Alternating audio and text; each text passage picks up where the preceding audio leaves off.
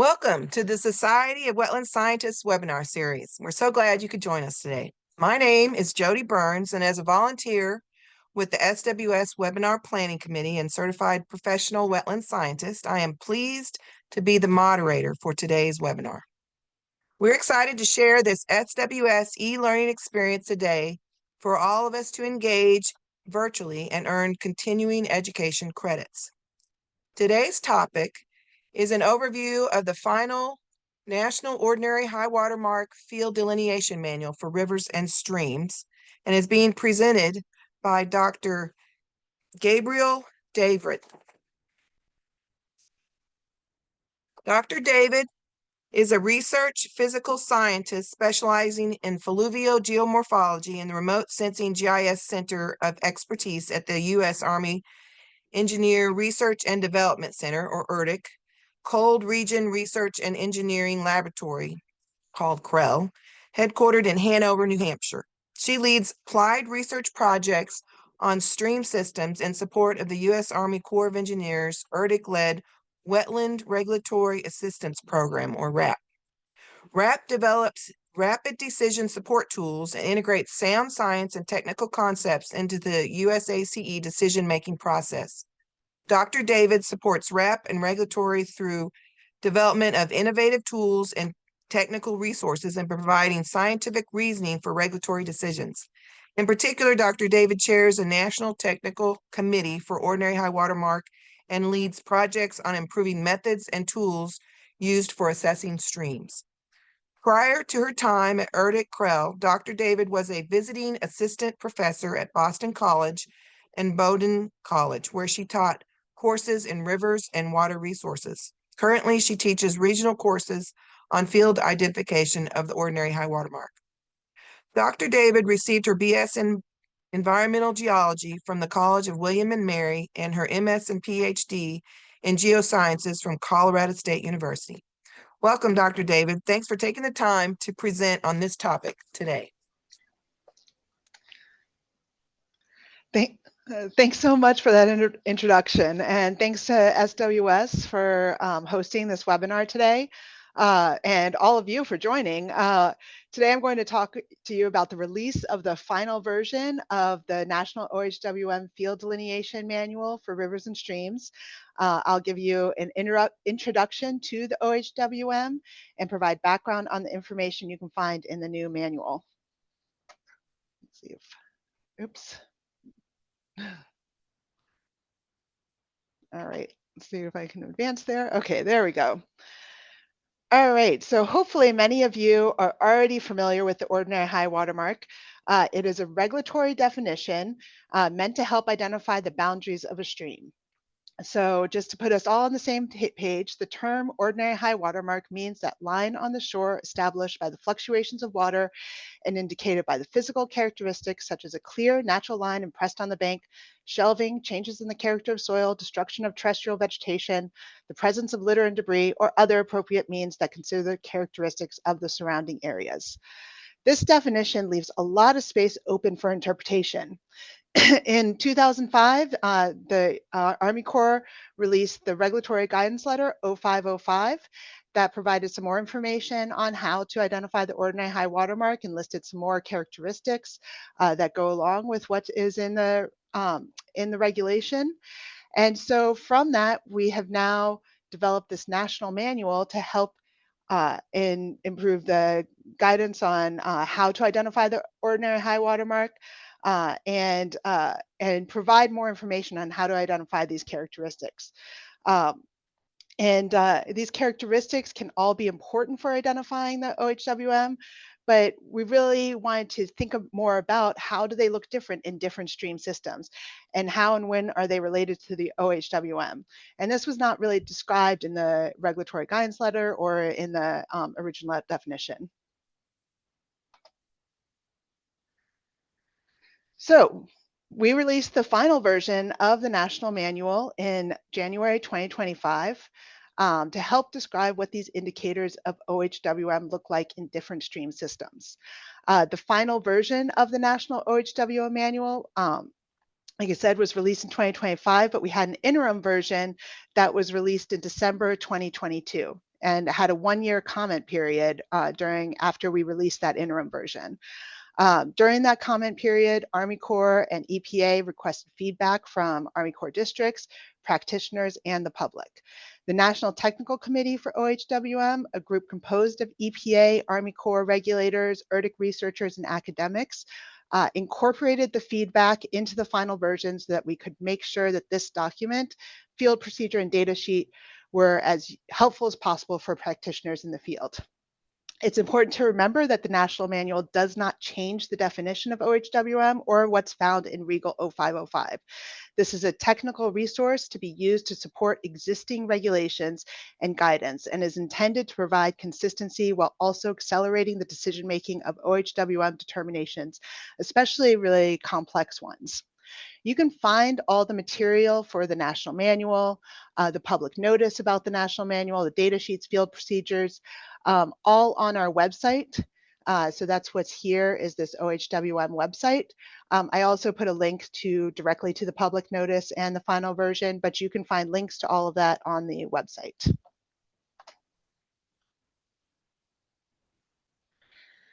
So first, I want to go in and give you a little background on how this final version is a little bit different from the interim version. And then we're going to go over more what the meat of what you find in the National Manual. So based on the feedback we received from the public as well as from districts, we made these following changes to the National Manual. No, they weren't dramatic changes between the interim and final version, but there were some things where we wanted to improve clarity. So we added an executive summary. We found that there was some confusion of what information you could find in the manual and what it does include and does not include. So we added an executive summary to make that clear. A lot of the changes also had to just do with updating the data sheet and field procedure so that improved clarity and ease of use. And then basically the organization changes that we made in that data sheet and field procedure, we also made those changes in the manual. So we wanted the order of everything on the data sheet to match in the manual, the same order. And we made sure that was matching. We also updated some definitions to improve clarity and updated any figures that we needed to. You can find, again, if you go to our OHWM website, are more specific. If you're really interested in looking at the public comments and our responses, we have an environmental assessment on the OHWM website that goes over all of our responses there. One other thing I wanted to point out on this slide too is we also, along with the executive summary, wanted to make sure it was clear how what we were writing here is just a reflection of what you find in Regal 0505, that we're just expanding on that. And so you'll see throughout the discussion of what is in the National Manual that I talk about these different categories of geomorphic, sediment, vegetation, and other physical indicators. These are the same ones that were listed in Regal 0505. We just put them in into categories for ease of discussion.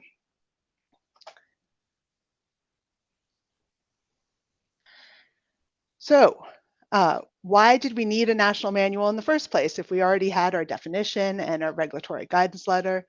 Well, as you saw when we talk about the definition of OHWM, it's pretty broad, and that can be helpful because we're applying it to a lot of different places, but it also can be difficult to then figure out what do these indicators, what is a clear natural line impressed on the bank, what is destruction of terrestrial vegetation, what do each of these look like in streams around the country. Streams come in all sorts of shapes and sizes depending on climate, geology, and topography of the location. Therefore, the physical characteristics that are indicators of the OHWM can look very different in these different environments. So a national manual was needed to provide more information on how to investigate sites for the OHWM and the differences in physical characteristics in these different environments.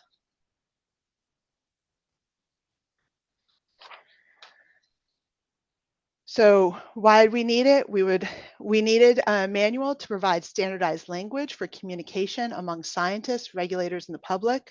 We wanted to focus on identifying characteristics of high flow rather than low flow. And we wanted to be consistent in our OHWM identification despite differences in land use, season, or impacts from natural disturbances.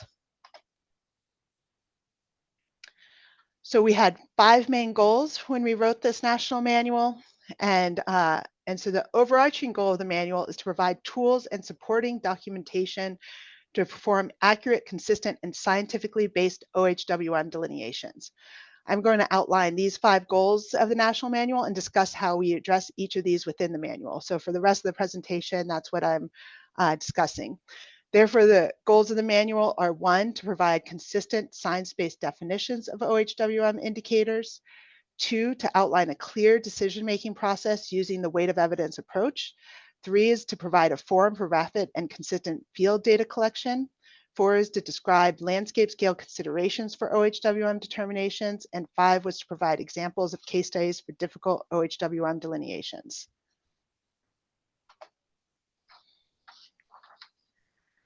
So in developing this manual, I traveled all over the country and we collected case studies from 8 different regions. We divided the country into 8 regions that you can see here on this map. And so we have case studies that cover all these regions so that we had channel types in different climatic, hydrologic, and geologic settings. There are photographs and descriptions of 120 sites spanning these 8 regions included in the manual. 28 of those sites were at stream gauges and include detailed cross-sectional data. The sites at stream gauges were also used to develop flow models so that flow levels could be aligned with the physical characteristics that were observed at each location.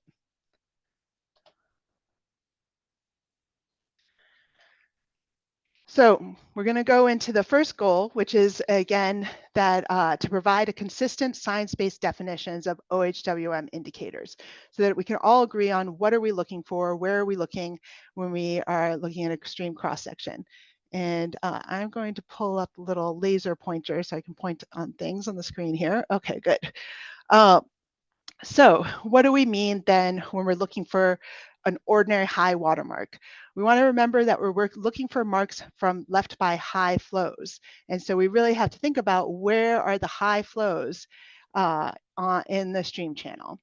And, and so here is an example cross-section. This is an example you'll find in the national manual. It's the North Fork Rivanna River. We go into a lot of detail with this example actually. And here the cross-section across the stream. This photograph was taken, so the star here is showing the water level and the water level on the cross-section. There's a gauge on this stream, so we know this photograph was taken at low flow. And so you can see where the low flow falls. We did some flow modeling, where the elevation of low flow would be up to on this cross-section, where the moderate flow would go to, and then the range that you get for high flows. And at this point here, we have extreme flows because we're starting to inundate the hill slope. So where you start to go really over bank, so it'd be a little bit higher over here, but you're starting to inundate the hill slope here. So we really should be looking at the physical characteristics then that are within this zone where you actually start to experience high flows in the channels. There are some physical characteristic changes, some of these sediment changes, vegetation changes that occur at this low flow boundary. But what we really wanted to make sure people were recognizing is that those characteristics are connected to low flows, not high flows. And so you want to look for the characteristics that are connected to high flow in order to identify an ordinary high watermark. The same thing goes for extreme flows. You might see characteristics out here when you have really extreme flows, flood flows. Those substantially alter channel geometry and the equilibrium state of the channel, but we don't want to be using those to identify our ordinary high watermark. Something else to note is high flows are sometimes described as small flood flows, and so that should not be confused with extreme flood flows. Small flood flows tend to be flows responsible for shaping the channel and leaving behind those persistent physical characteristics that can be used to identify the OHWM. So in this example, the ordinary high water mark would fall here on the cross section where this was where vegetation was changing. It's true up and downstream from this location where you started to really get the woody vegetation coming in, a break in slope. And it inundated the channel bars in this stream. You'll see some more pictures from this example later on. So what are scientific counterparts to the OHWM? Well, to think about that, we also need to recognize the different characteristics around a stream. So we have the floodplain, which is the relatively flat sedimentary surface adjacent to the active channel that is built by river processes. And then we have the active channel, which is the portion of the valley bottom within channels defined by the erosional and depositional features created by ongoing river processes. And we have the bankful channel. And the simplest definition of bankful is the boundary between the active channel and floodplain that commonly exists as a clear natural line impressed on the bank.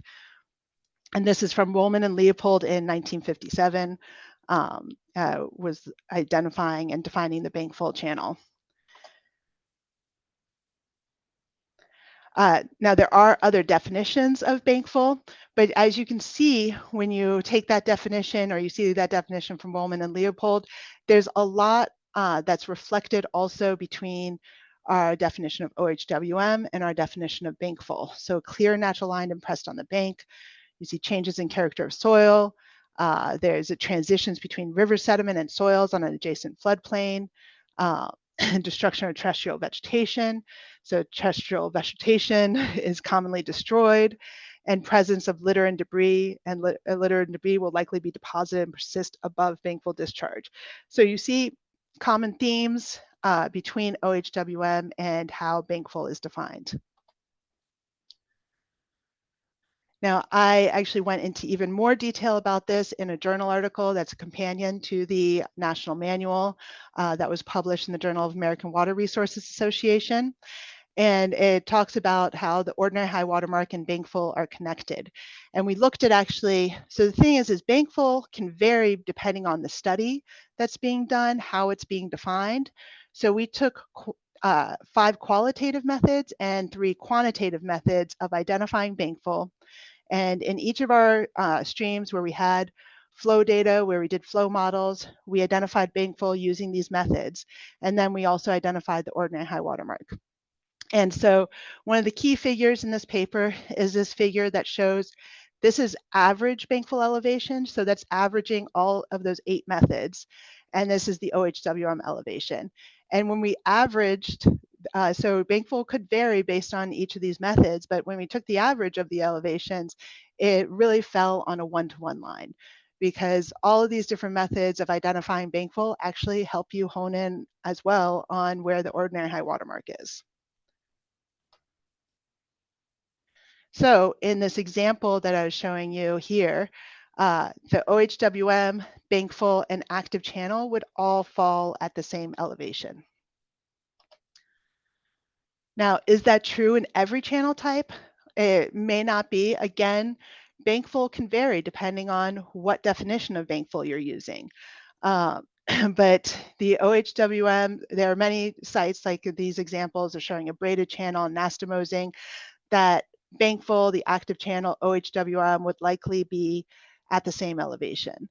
But over here in this stream wetland complex, what you're seeing here is an active channel that is probably at a lower elevation than the bankful and the ordinary high water mark.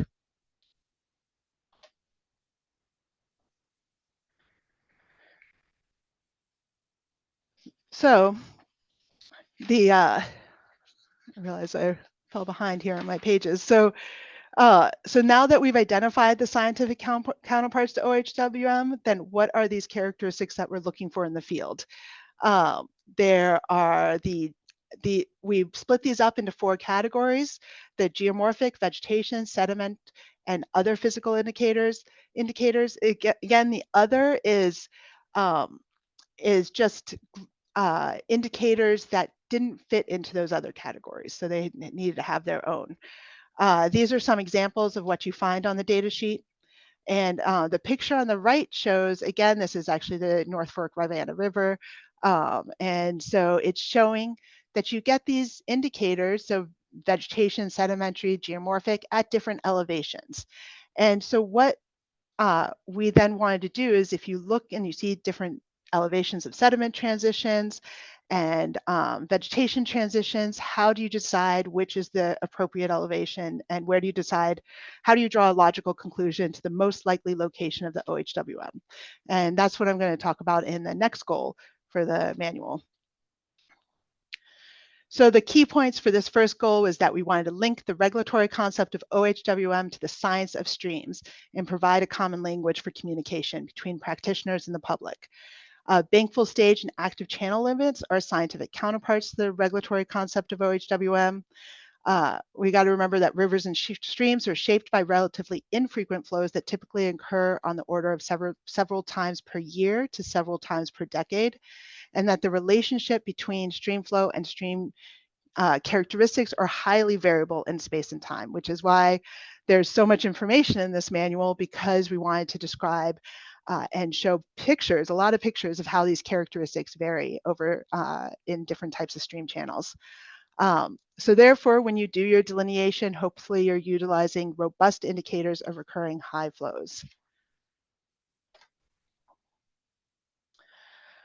So the next part and the next goal in the manual is really to think about this logical process of how you would go about identifying the ordinary high water mark, and particularly in situations that are more complex. There are plenty of situations you'll walk up to a stream and probably actually run through this process pretty quickly, because it is just a logical process.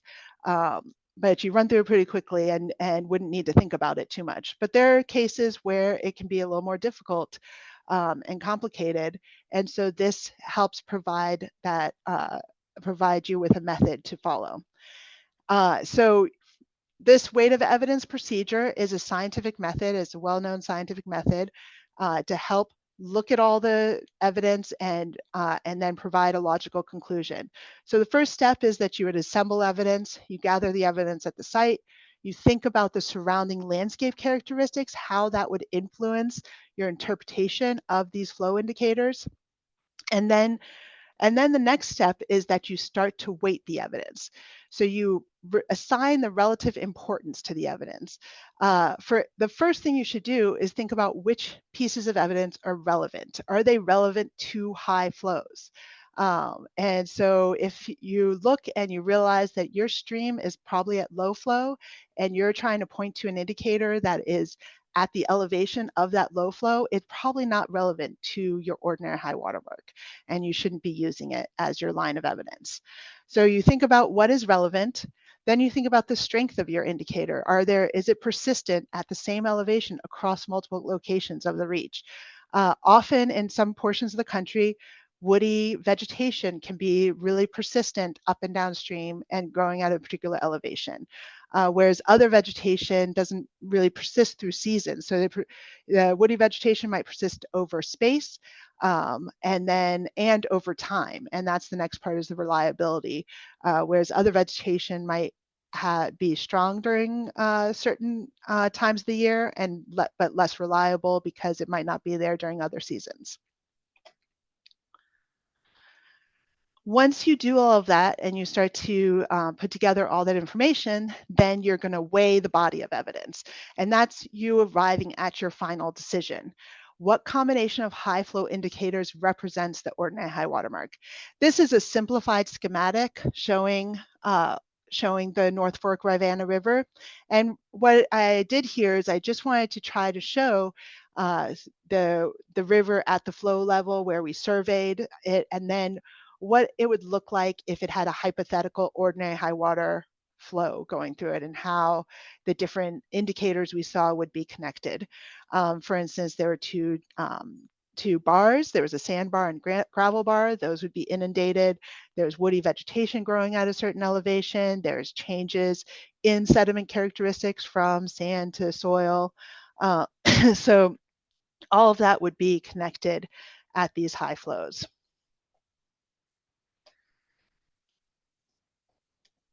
So once you go through this process of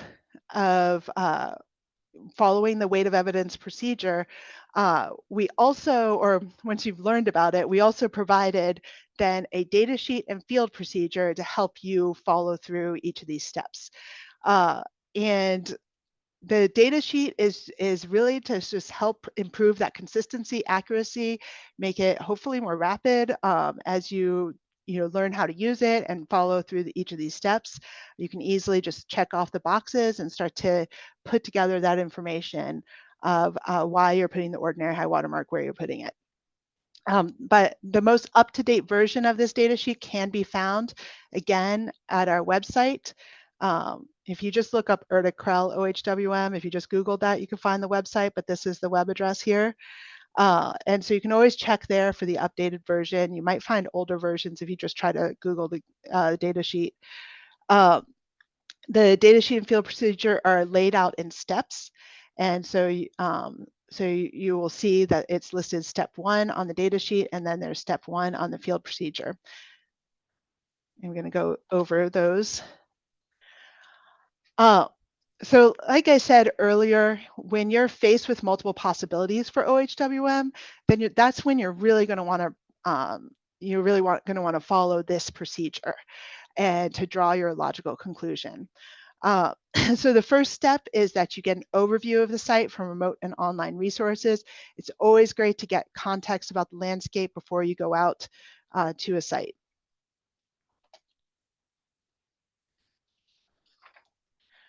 The next step is that you would then start to describe site conditions. And this can be really helpful. So again, if you have an idea already, if you're at a low flow, if you're at a high flow, when you're out there, that would, especially if you start to be there at high flows, you might be obscuring some of the evidence you would use to look for the ordinary high water mark, but you also would see where at what elevation it's at. And this is all part of the assembling evidence step. Then step 3 is split up into 2 parts in the field procedure, 3A and 3B. 3A is where you're still assembling the evidence. You're starting to check off where you see vegetation changes, sediment changes, if you're seeing organic litter accumulation. And then 3B is where you start to then eliminate lines of evidence that are not relevant, and you start to weight it and think about which ones are stronger, which ones are more reliable. Step 4 is then if you need additional information, or if you think additional information will help support findings, that's your opportunity to add in any remote or online tools that can help support information observed on the ground. For instance, this example with the picture that I show over here on the left is a river in Louisiana. It's very large. It's a Meat River. It's a very large stream, and it can be hard to see all the features on the ground. And so by looking at satellite imagery, by looking at LiDAR, you can really see where the river has been shaping the landscape, and where you should be looking for evidence of the ordinary high water mark. And then step 5 is that you weigh the body of evidence again. And so that's where you draw your conclusion. You write up why you'd put the ordinary high water mark where you put it. You write your justification.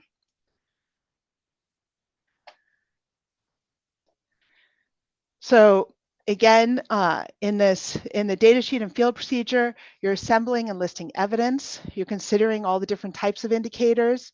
You're looking for those signatures of recurring fluvial action. And you're considering the relevance, strength, and reliability of each indicator. And again, when you're looking for those recurring fluvial action, you got to think about, am I looking at evidence that's at a low flow elevation, or am I really looking at the evidence that's at high flow? You remember that stream channels are in a constant state of flux, and so you have to consider those landscape context of what's going on. And so that was the next goal in the manual. And so we have a whole chapter that's devoted to helping you think about the landscape context and landscape scale considerations. Depending on the landscape, what you're looking for OHW indicators could change. If your stream, for instance, is in a confined mountainous valley, as the example I'm showing over here, versus if you're further down in the watershed and you have more of an open floodplain, well, here you're not going to be looking for secondary channels, right, and evidence in secondary channels. But here you may have an ordinary high water mark that also encompasses a secondary channel, and you can look for evidence in there too. So, so what you're looking at can really change depending on the landscape, and so it's a good idea to think about that and those landscape considerations when identifying the OHWM. So the key thing here is that you can use, again, satellite imagery, LiDAR, other spatial data to aid in recognizing these controls on channel form. Here show bedrock that's really controlling the channel form once the channel hits that there. So you want to, you really want to check these things out both before and after you visit a site, because they can help with your interpretation both times. That it can help you think about what you're going to see before you get to the site, and then it can help you make your interpretation of what is happening after you visited the site. You might have anthropogenic controls on channel form, like dams, culverts, bridges, or there may be natural controls like the underlying geologic characteristics. There is another tech note that we published that is about remote sensing tools to support OHWM, and so you can check that out as well. We also have a whole chapter in the manual that's about remote sensing tools as well.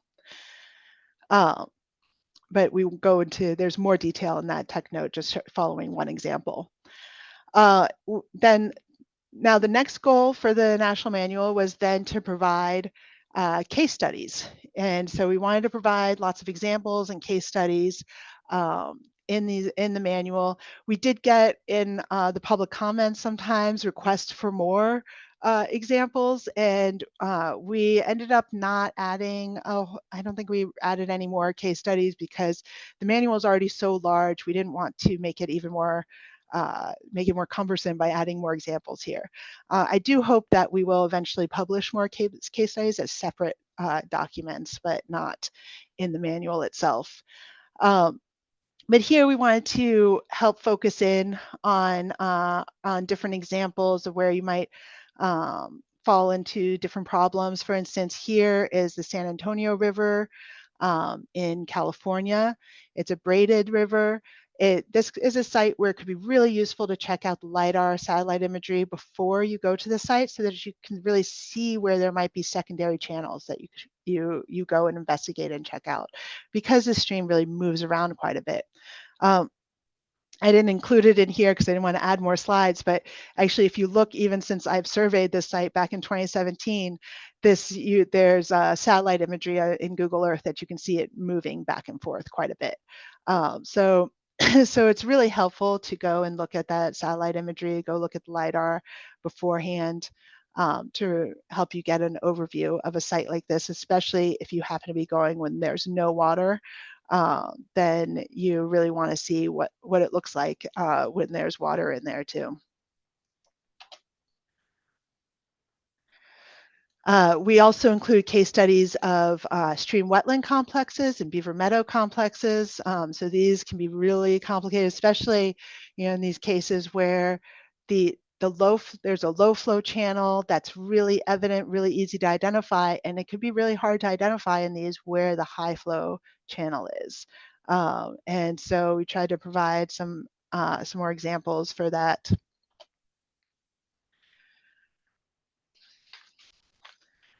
So these case studies, again, we wanted to provide examples of both human-made disturbances and natural disturbances in the channel. We provided discussion of complex channel types like the stream wetland complexes and beaver meadow complexes.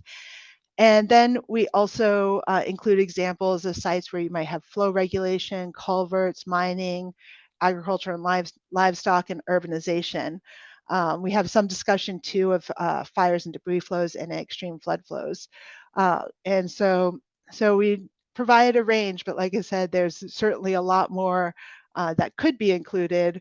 And hopefully over time, we'd be able to add in some more examples of those, but just not as separate documents, not in the manual. Oh, here. We do have a lot of other supporting documentation on our website.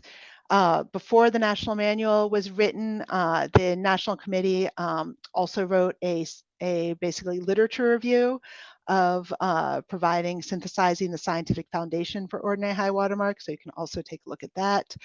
I worked with another researcher here and who did all the flow modeling, Daniel Hamill, and so we wrote a paper together on just the flow models and also how we calculated recurrence intervals and so you can find that in the hydrologic analysis report.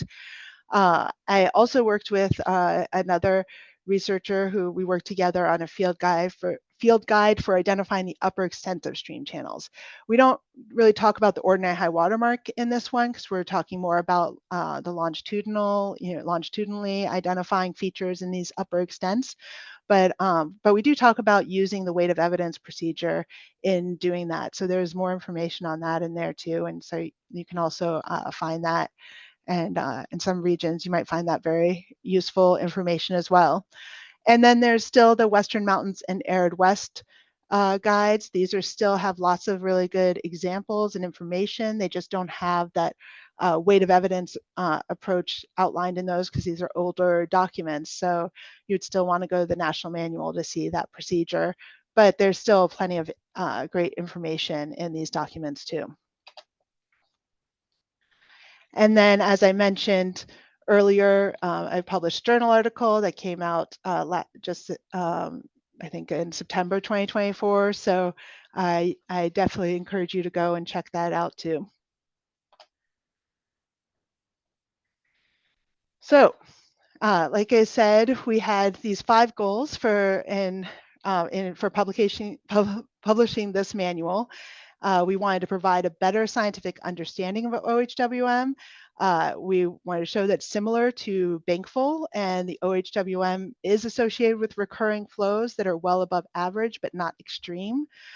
It's not defined by a specific recurrence interval. So, we're really looking for that mark on the landscape, and the recurrence interval can vary. So just like the bankful can vary, but it is associated with a range of recurrence intervals that are regionally variable. The draft manual or the final manual provides a decision-making process through the weight of evidence procedure. The use of the National Manual is intended to result in more timely, consistent, and predictable identification and delineation of the OHWM across the nation.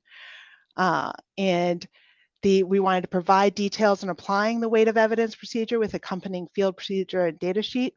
And again, the OHWM should ideally coincide with multiple indicators. And so hopefully you'd find multiple indicators. It's great when you can find them all at the exact same elevation. It's really simple, but that's the hope is that this procedure helps you identify where is the most logical location for the OHWM, logical and defensible. And the OHWM data sheet will also facilitate rapid collection and assembly of data for purposes of the OHWM documentation. So the other thing I think I hadn't mentioned yet is that this can just help with documentation. This is it's not a mandatory resource, but it is something that we hope that districts will make use of across the nation. And it can just help with always documenting how where you found the OHWM and why. And we even include on the data sheet a question saying, did you actually find one? So you could also document in cases where you go out and you didn't find one. Then the 4th goal was to provide information on interpreting the OHWM indicators based on landscape context of the site. So remote and online data can add this unique perspective and information that complements the field data.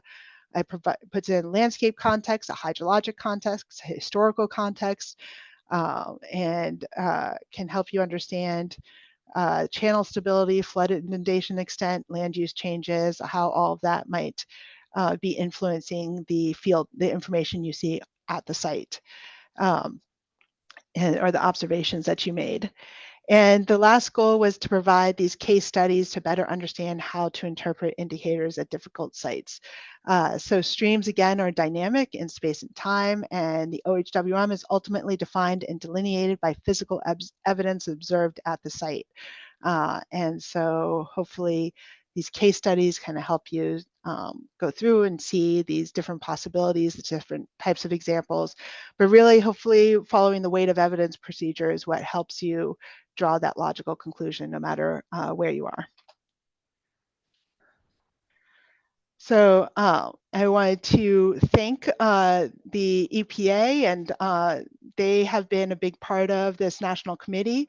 And so thank them for the support of the manual. And also I wanted to thank the regulators that have been a part of this whole time, Patrick Trier and Stephen Kaczewski here, and Aaron Allen, the EPA members with Tracy Lynn Nadeau, Brian Topping, and Ken Fritz, and then our academics, Ellen Wohl and the late Alan James, who sadly passed away a few years ago. And then Kyle Gordon, who's been the program manager of the Wetland Regulatory Assistance Program. And that is the program that has been funding this research through Army Corps headquarters for the past 8 years that we've been working on this. So everyone, we've had a lot of all these people working on this, along with regulators across the country that we have supplied us feedback, have worked through the years on different versions of the data sheet and supplied feedback. And so if you look at the acknowledgements for the national manual, you would see quite a lot of people listed, because there are a lot of people involved in this process of developing this manual. So I just wanted to thank all of them for all these years. And then I guess we will move on to questions now. So thanks, everyone.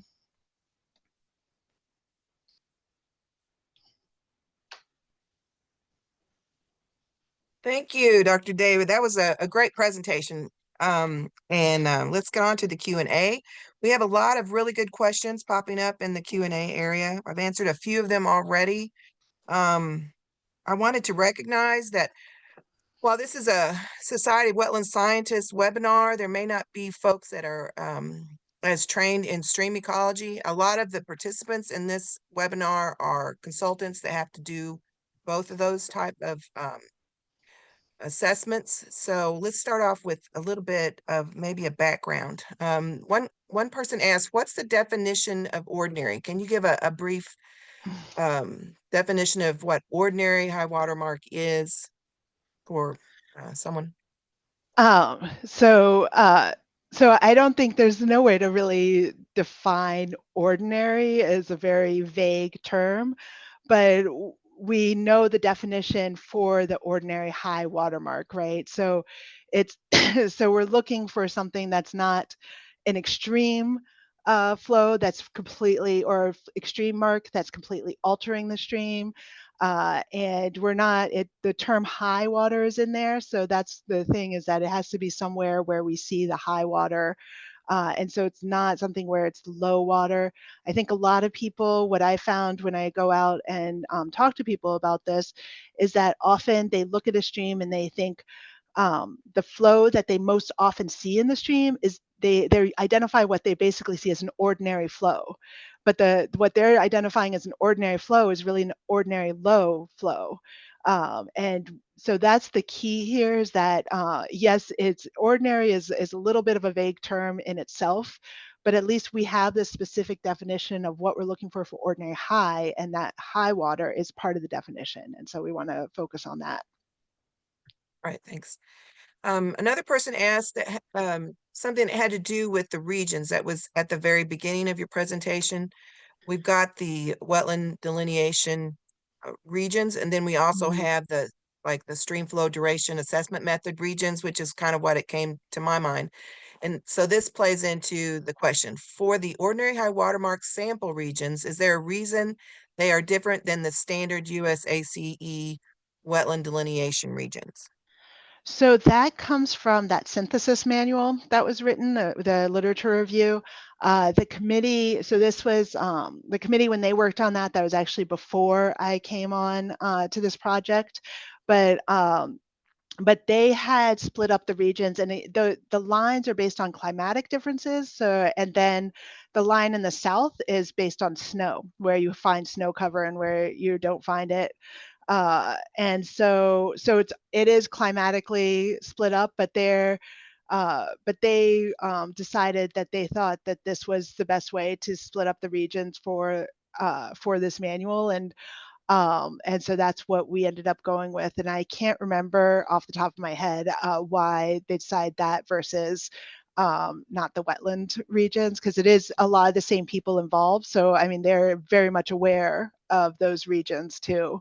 But yeah, I can't remember. I'd have to go back and ask them again why they did that. Okay. And I'll start moving through them kind of as they were received. Another person asked, are there field trainings available for ordinary high water mark identification with the new manual? We do trainings for the districts, so they're not publicly available trainings. We do them for the districts in the hopes that the district then will, could go out and also provide information on how to do this. But yeah, so we are doing field trainings. And hopefully we'll end up being able to do some more next year. It really depends on the districts asking us to come and do those trainings too. And usually it's district members, and sometimes they do invite other agency people who are involved to come to some of those trainings. But yeah, that's as most as we can do at this point. We're hoping to be able to expand more with trainings, but it just depends on funding and timing. Okay. All right. I still have quite a few more questions. We're getting to some technical ones here next, but I wanted to let everyone know if you forget to ask a question or have to leave before the Q&A is over, you can email the presenter at the email address listed on this slide. So our next question, do certain physical characteristics have different weights of evidence?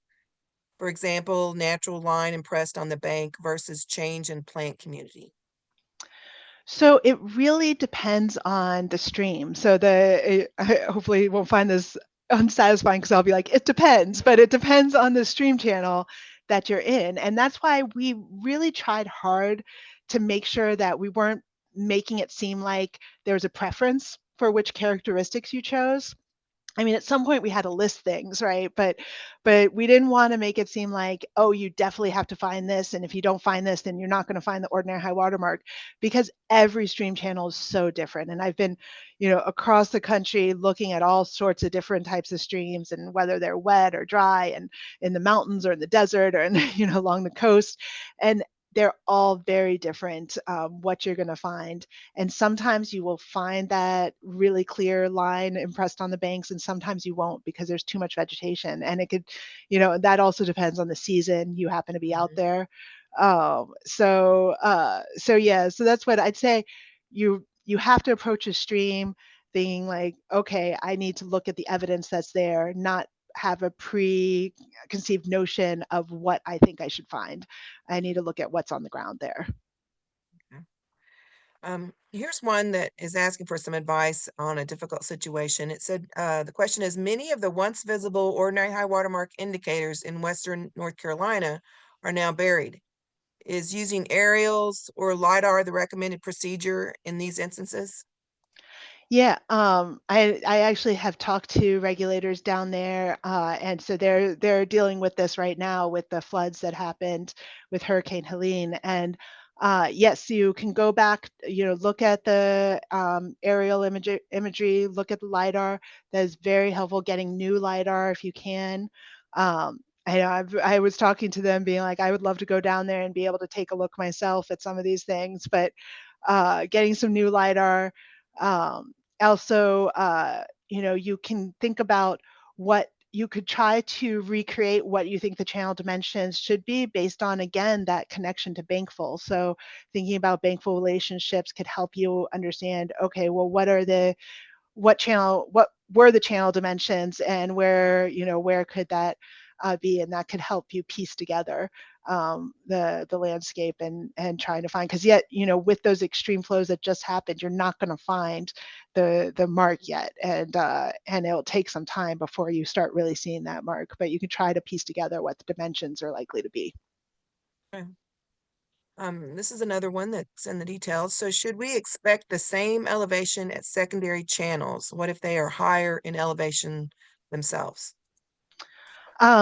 Yeah, so I mean, I know I drew a straight line for that elevation, but you do have to kind of think about like, okay, what's the likelihood that this at the high flow? Well, okay, one, high flows are not, when a stream is at a high flow, it's not a straight line across the stream, right? We draw it that way, but that's not what high water flow looks like, right? It's going to be, especially if there's a turn, a bend, it's going to vary.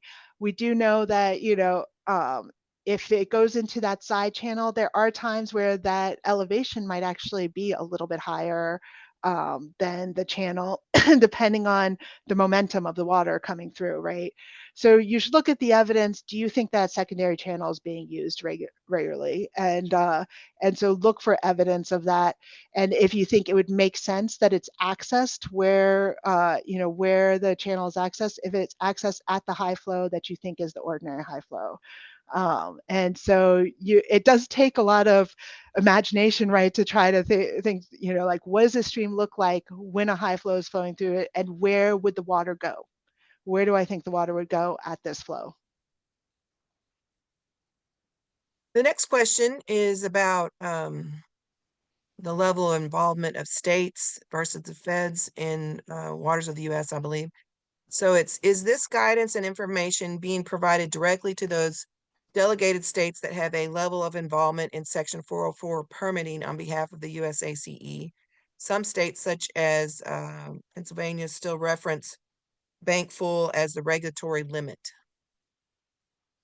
Well, Do you- so I don't know if I'd say first, this is publicly available information, right? So they are welcome to use this. This was a scientific, this was a scientific study that we developed into this manual.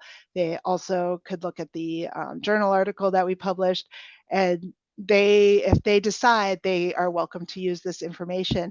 But it's up to every district and state. They have their own procedures of deciding like what the requirements are.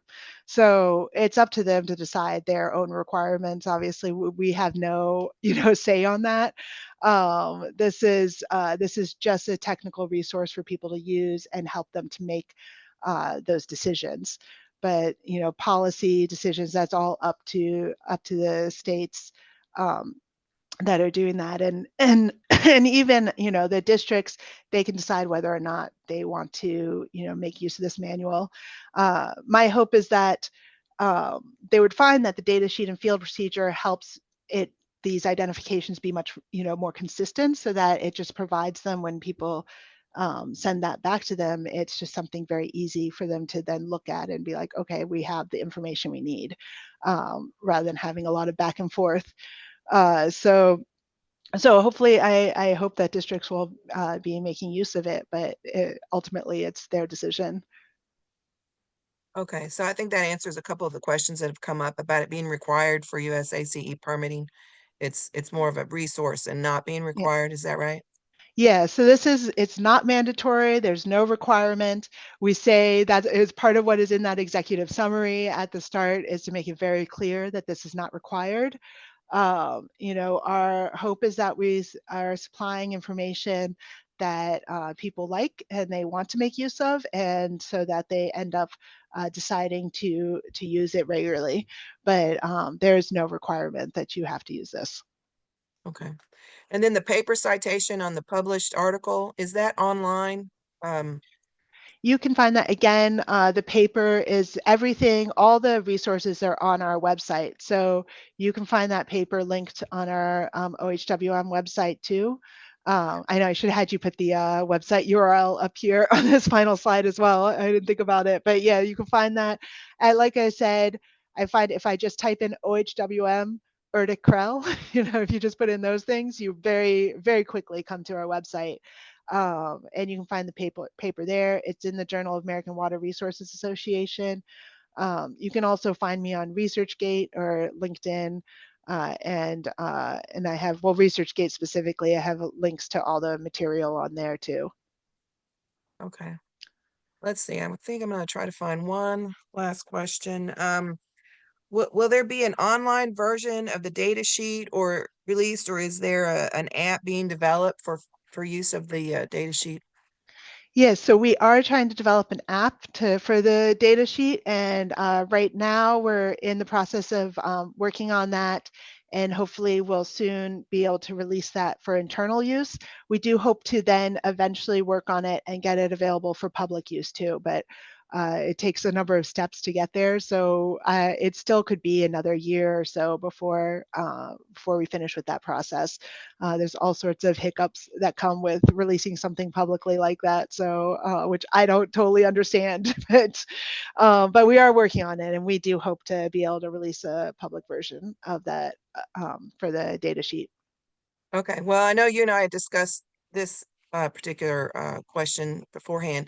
I did want to put a plug in. EcoBot has developed a data sheet you can use that ties into this ordinary high watermark manual. So there are some commercially available options out there. They were one of our sponsors in the past. We pretty much run out of time, and Dr. David, we really appreciate your time in pulling this together and answering these questions. There's quite a few that were unanswered. And again, if you want to reach out to Dr. David herself, you can see the email there on the screen. I think we'll move into our final slides now. All right, thanks Thanks so again. much. Yeah. We're proud to recognize our sponsors of the SWS webinar series for 2025. We've got Davy Mitigation, SWCA, and RES. We greatly appreciate the support of our wonderful sponsors. You can find additional information on their websites listed above. Please visit, like, and follow our SWS webinar sponsors. We had an outstanding number of non-members attend this public webinar, which is offered quarterly in the SWS webinar series.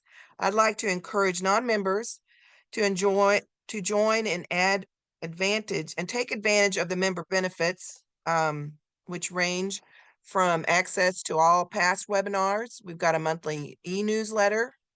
We have several technical publications where you can find further wetland science topics.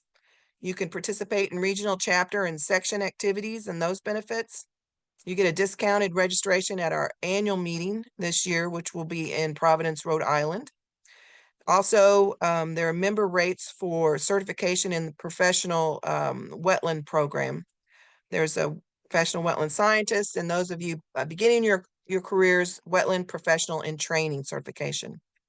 Also during this time, and as always, I wanted to mention there's an online job board that you can access as a member only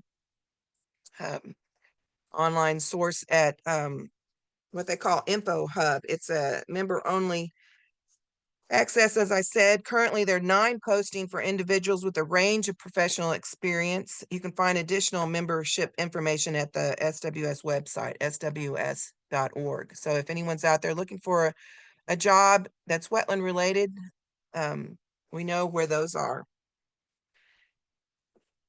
Our next webinar in April is titled Electric Transmission Line Rebuild Through Tidal Waters in Savannah, Georgia. And our speaker will be Warren Wagner III. Our June webinar that we have planned is AI Use for Wetland Scientists. So check out our website and social media channels to learn more and register for these upcoming events. Please don't forget to complete the emailed survey that will be sent to you after this webinar to receive a certificate of participation and provide feedback on this webinar series. The webinar planning committee is very interested in your input. Thanks again to our exceptional presenter and the presentation today, and to our audience for participating. Everyone have a wonderful day and stay well.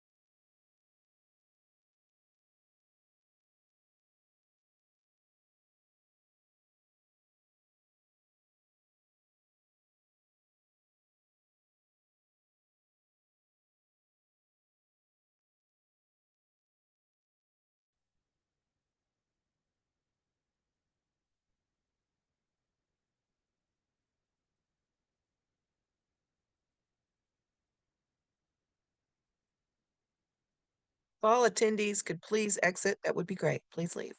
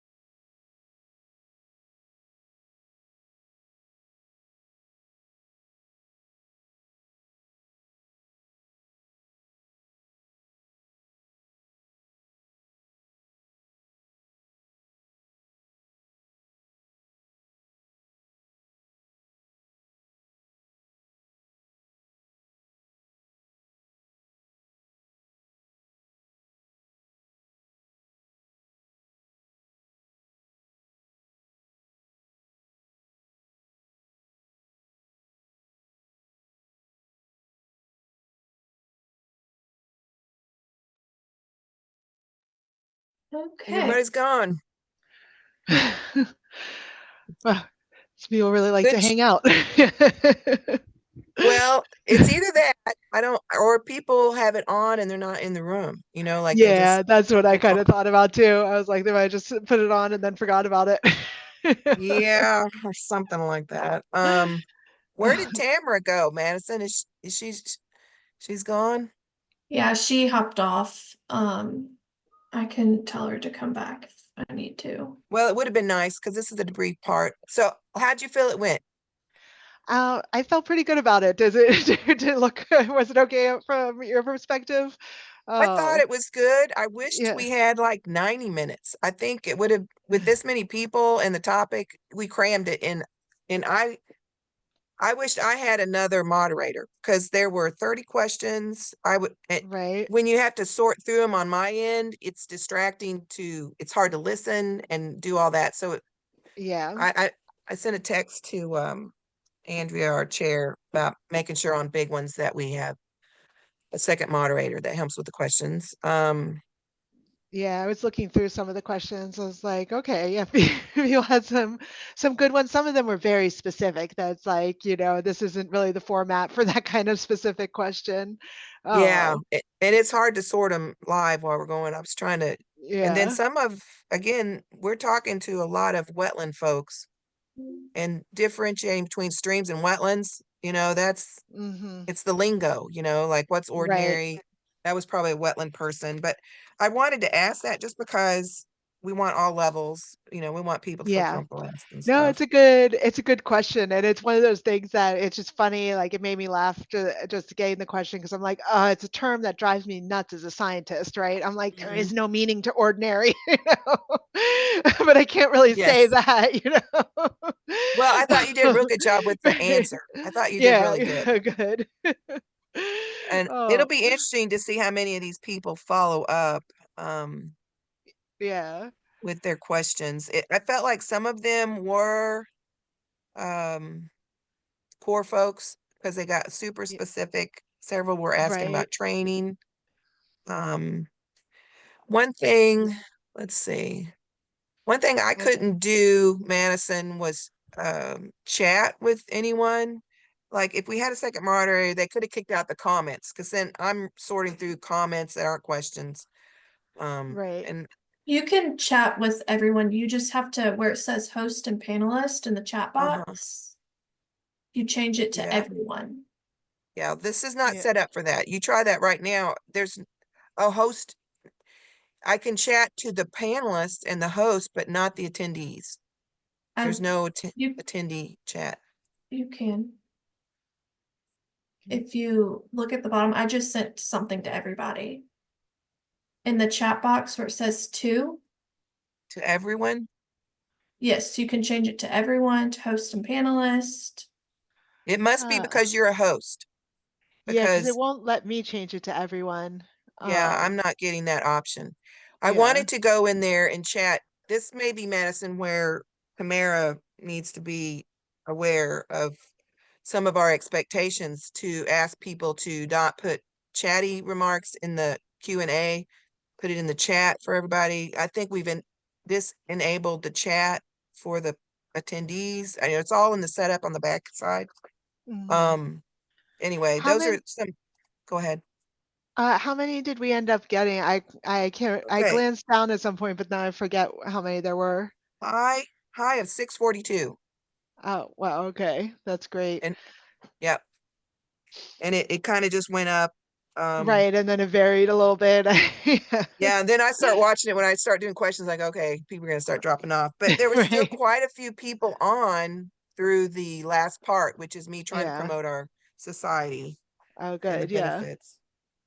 So I thought that was really good. One thing I wanted to ask on the attendees, it would have been just a raw number of the number of people in there, right? Because there were like 7 duplicates of a certain person's name, or 3 or 4.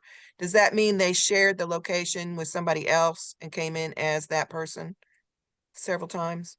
Is that what that means, Madison? Do you know? No, I think they just joined, like, Joined to multiple devices, maybe. yeah. I Yeah. don't think it necessarily means that they invited people. It could, but you have to put in your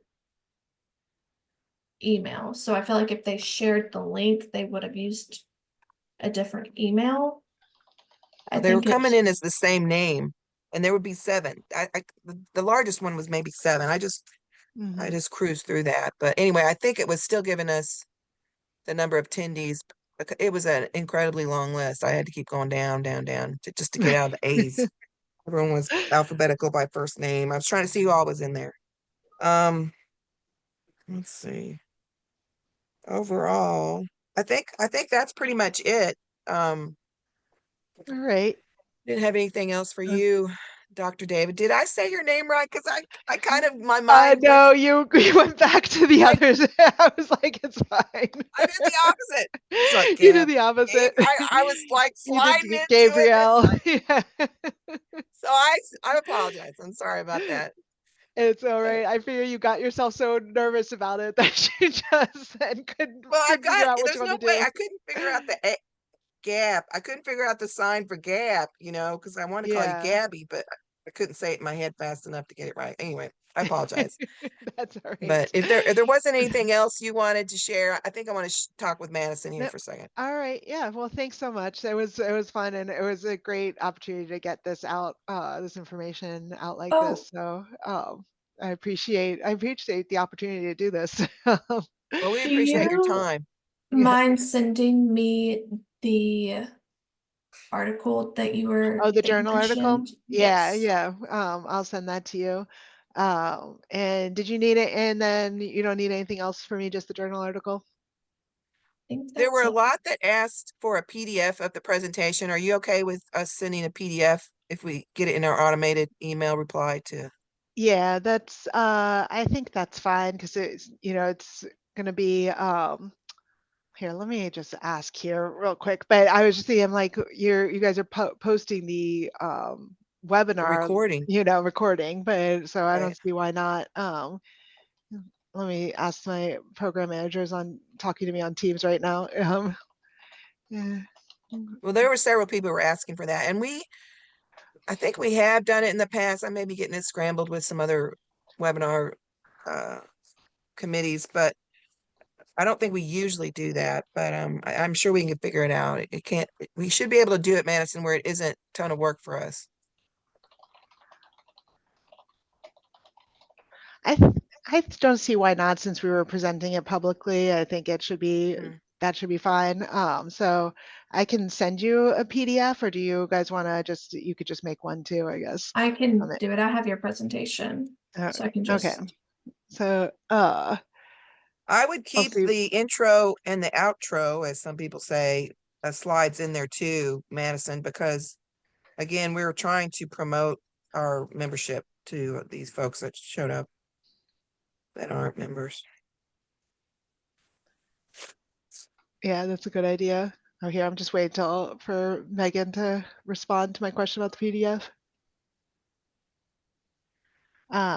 Yes. I know, I'm like, because we did a presentation for the National Association of Wetland Managers, which is publicly available, and I was trying to remember if we also made the PDF or the presentation itself available on there too. Oh.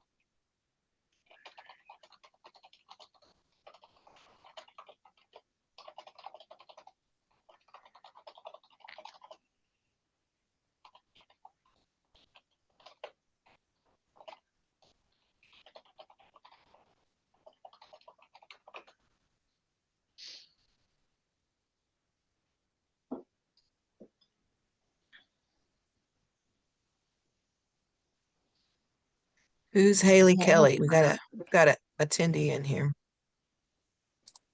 Yeah.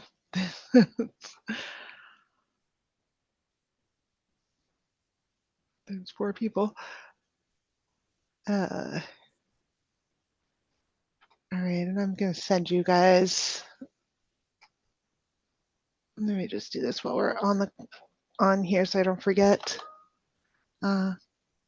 Okay, Megan's going to double check about the making the PDF available. We both think that it's probably going to be fine, but just going to get approval for that. Okay.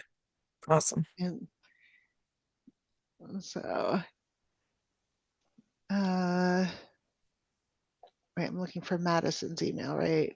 Madison.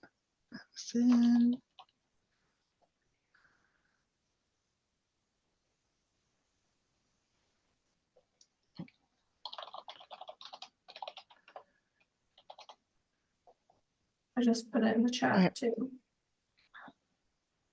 Oh, okay, thank you. Yeah. Okay, yep, they said it's good. Oh. So feel free to make a PDF and make that available, and I will send you the journal article. And yeah, all right, I'm gonna send this in just a second, but I'll go ahead and hop off then. So thanks so much. Well, thank you. It's so great to meet you virtually, Yeah, I know, right? It's nice to meet people virtually. Maybe one day in person, who knows? Yes. All right, you guys have a good rest of your day. Thank you. You too. Bye.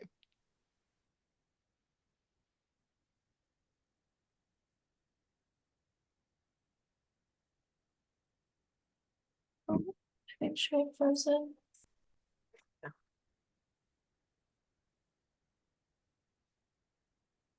Well, how'd you think it went, Madison? I think it went pretty good. Besides the first part, I'm not sure why only the sound shared and not my actual screen, but I couldn't click the chat for some reason. So I had no idea what y'all were saying until finally opened. Yeah, maybe it's internet speed or something. I don't know. I wish Tamara was here because I would have liked her to use this as some kind of training. I think we need to change some kind of chat setting so that panelists can speak to attendees in some way. If the host, which is, SWS staff, needs to be helping us say things to people, like don't put comments in the Q&A, because people want to say positive things like thanks for doing this, but again, if we don't have a second moderator sorting through those questions, it eats milliseconds into trying to figure out how to have the best presentation, is what I'm trying to say. Right. I think a second moderator would be best, just because whenever I'm sharing my screen and she's controlling it, I can't do anything else. Like, You can't see the chat window at all. no, and I can't move I can't move my mouse. I have no control of my mouse. So I can't go over and type or anything. That's wild. I think Mhm. that's so when I'm a panelist, I'm doing all kinds of stuff on my screen while you guys are doing it. Because I have to look at the Q&A. Correct. And I'm sitting there sorting. So there may be something, and all this is the complication of understanding what the software is doing, which again is always like being updated and things might change. So it's hard to figure out, which is why those tech sessions are so important. And practicing looking at things. So knowing that if that's the way it's set up now, we need to be able to chat with the attendees through the panelists. So that has got to be a setting somewhere on the setup. Yes, and I just checked and it's turned on, so I'm not sure why it didn't work. It worked last time. Because I know Andrea was able to go in and chat with people. Okay. All right. There was something kind of weird on the attendees that phoned in. It looked like they had hands up. Is that the people who were phoning in, or did people raise their hands, or I do you think know? they just raised their hands. I don't, I Okay. think they may have just clicked something, but Well, I was looking for them because, you try to figure out, in the past, and this is before Lee and yourself, when people had technical questions, we tried to address them, and help them. Like maybe sometimes it was something simple. Well, get out of the system, come back in. Like it's kind of like a reboot. But, if people get frustrated. So I was trying to attend to hands, but it looked to me like the hand raised were all the people who were calling in on the phone. The number matched the people who were on the phone or was really close to it. There might have been one extra one. So there's something weird about that. The phone call-in listeners was what it was titled. I saw a hand just now. Was that you? yeah, that was me. I didn't mean to click it. I'm trying to pay attention here. Let's see, what else? Yeah, so we need something's weird about the chat. I'm gonna suggest, because someone else has thrown this out, and I know this is why I wish Tamara were here, because we had to repeat and repeat if new people keep getting changed. But if we keep having problems where we don't understand why something's not working, like why is the chat thing not working this time, next time it works, if there's glitchy little things going on all the time with this Zoom software, we may need to go to a different platform. And that's more consistent so that we understand, so that we're consistently providing quality. There's no reason, we're not tied to Zoom. We could take our money and go somewhere else if we're not getting consistency in the quality And I know there's platforms that are specifically for webinars. At my previous job, we used one. I'm just trying to think of well, the name of it. Zoom is, I see what you're saying, specifically for webinars, as in, let me see.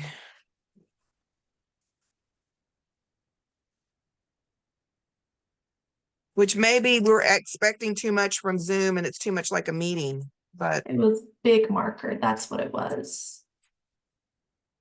yeah, there's WebEx. There's WebEx is one of them, I think. Anyway, this is long-term planning comments. So, but if you could put that in the for the transition, maybe.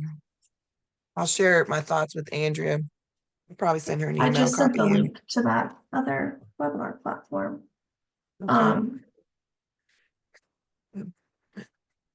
I guess another thing, bring that up to Aaron, those thoughts about maybe we want to switch to a different platform if we're not getting consistency and quality and the features, if they keep constantly changing from updates. We need to understand why we have multiple of the same name. Because, and here's why, it may not seem like a big deal. Yes, we're offering this as a public webinar, but we're also keeping track of who's watching it and offering certificates of training. And so there's some integrity that goes along with that. So you see the issues, big marker. Yes, I think it has to do with people joining and then rejoining. If that makes sense. I think that's part of it, and then maybe they shared the link, but I can't guess. My first thought was sharing the link. They're like, oh, I didn't get registered. Oh, well, here's a link. And then, you know, they would know someone's email if they got it from them. So the duplicates is a thing, but maybe that's just, it's not as worrisome with a public one. But if it's a private one, we do need to know who's showing up. oh, Because this private, is a yeah, benefit for private's members. different. I don't think people join, and I don't think there are any duplicates in the private, just because you have to register in growth zone to get the link. And you that's have to different be than a the public member. one? So is that Well, different? with public, you do have to register through growth zone, but non-members can join, if that makes sense. So if it's private, only members, and then only members will get the link. Yeah, but see, members could be sharing it with whoever. So I don't know. We need to kind of figure out why there's multiple stuff going on. Maybe it's something to research. Anyway, that's pretty much all my thoughts. I'll send an email and copy you with a little mini report on stuff to Andrea. Maybe throw Jeff in there since he's our supervisor really over this. And go from there. Glad it's over. I enjoy moderating, but I'm also like, yeah, okay, let's get through this. Right. It's easier just to watch it and participate. I'll have to go back and watch the recording because you cannot catch it all when you're trying to sort through questions and learn. But, all right, well, was there anything else you want to discuss? No, I think that's it. I'm gonna send an email to, I think her name's Jess, with the presentation and the article that Gabrielle just sent me. Was there one particular person you're talking about that had a question? No, it's the marketing person for SWS, because you can't send it through Zoom. There's not a way for me to attach files. See, that's why I think we need to get, if Zoom cannot send attachments automatically to attendees with very little effort on our part, we need to get a different software, because that is a regular benefit of participating in a webinar is you get the PDF of the presentation. I mean, that's just like standard expectations anymore.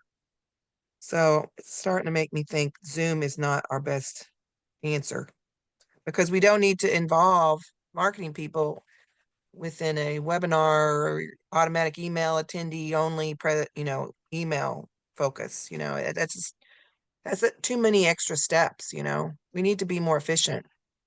Right. But I can pull the attendee report and send it to her and have her send it through whatever email platform you'll use. Okay, well, awesome. Thanks I wasn't sure how to say that. And I don't know if did you see the questions where I was like, Madison, do we usually do this? How do we send this? Because I didn't want to answer till I kind of knew. Yes, But then I could, but it was one of those that I couldn't respond, so I was on my phone on Teams messaging Tamara, telling her, "Can you tell her Okay. this?" Okay.